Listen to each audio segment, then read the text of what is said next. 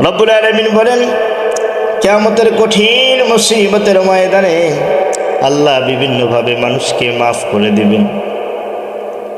হযরতে আবু দারদা রাদিয়াল্লাহু তাআলা আনহু সহ কয়েকজন সাহাবী একসঙ্গে ইসলাম কবুল করলেন। আল্লাহর নবী ঘোষণা করলেন, আবু দারদা, তাদের জন্য সুসংবাদ যারা আজকে ইসলাম ধর্ম কবুল করে নিয়েছে, তাদের জীবনের সকল গুনাহগুলো মাফ করে দেওয়া হয়, গুনার জায়গাগুলো নেকিতে ভরপুর করে দেওয়া হয়। সাহাবায়ে কেরাম আনন্দিত, বড় খুশি খুশি খুশি। কিন্তু হযরত আবু দারদা রাদিয়াল্লাহু তাআলা আনহু কোন এক জায়গায় নিরালায় নির্জনে বসে চোখের পানি ফেলেন। আল্লাহর নবী ডাক দিয়ে বলে, আবু দারদা, এত বড় একটা ঘোষণা দিলাম, আজকের দিনে যারা ইসলাম কবুল করেছো তাদের জীবনের সকল গুনাহ আল্লাহ মাফ করে দিলেন। ও আবু দারদা, তারপরে তোমার চোখের পানি বুঝলাম না।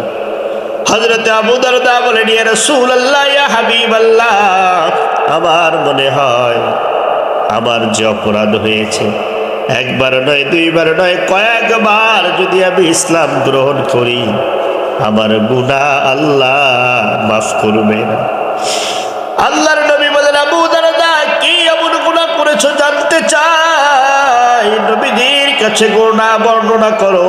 হযরতে আবু দারদা রাদিয়াল্লাহু তাআলা আনহু বলেন, ইয়া রাসূলুল্লাহ, ইয়া হাবিবাল্লাহ, আমার স্ত্রী গর্ভবতী অবস্থায় আমি তাকে বাসায় রেখে ব্যবসার কাজে বাহিরে যাব। স্ত্রীকে বললাম, ওগো আমার স্ত্রী, তোমার পেটের ভিতরে যে সন্তান আমি আমানত রেখে গেলাম, আমি আসার পরে যদি কন্যা সন্তান হয় তাহলে যেন না দেখি, আর যদি পুত্র সন্তান হয় আমি আসার সঙ্গে সঙ্গে সন্তানকে উপহার দিব। ইয়া রাসূলুল্লাহ, ইয়া হাবিবাল্লাহ, 3টি মাস অতিবাহিত হয়ে গেল। আমি যখন বাড়িতে আসলাম দেখি আমার স্ত্রী স্বাভাবিকভাবে দাঁড়ানো। আমি জিজ্ঞাসা করলাম, ওগো আমার স্ত্রী, তোমার পেটের ভিতরে যে সন্তান রেখে গেলাম, আমি সন্তান কোথায়?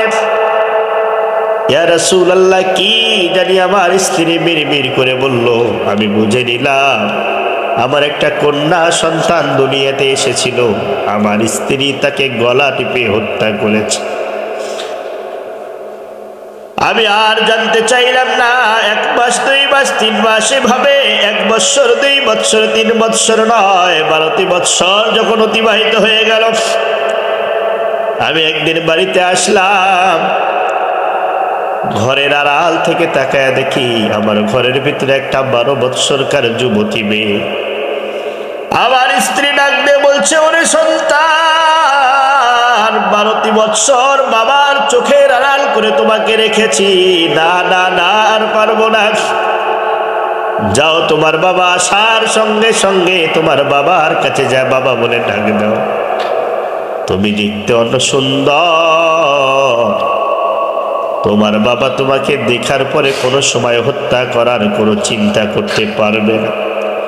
ইয়া রাসূলুল্লাহ, ইয়া হাবিবাল্লাহ, আমি বাড়িতে আসার পরে যখন ঘরের ভিতরে প্রবেশ করলাম, আমার ঘরটা যেমন অন্ধকার ছিল, আমার ঘরের ভিতরে আমার কন্যা সন্তান প্রবেশ করার সঙ্গে সঙ্গে আমার ঘরটা জানি নূরের আলোয় আলোকিত হয়ে গেল।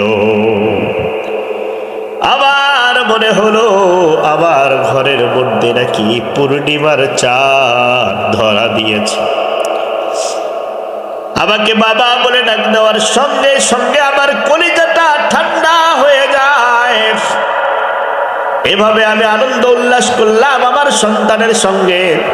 কিছুক্ষণ পরে আমি ভাবলাম, আমার সন্তান দেখতে অনেক সুন্দর।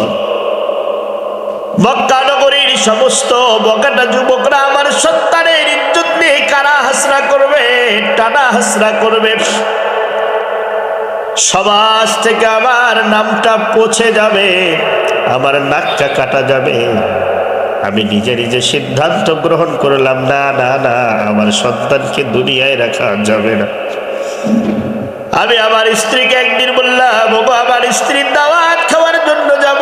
মেহেরবানি করে তোমার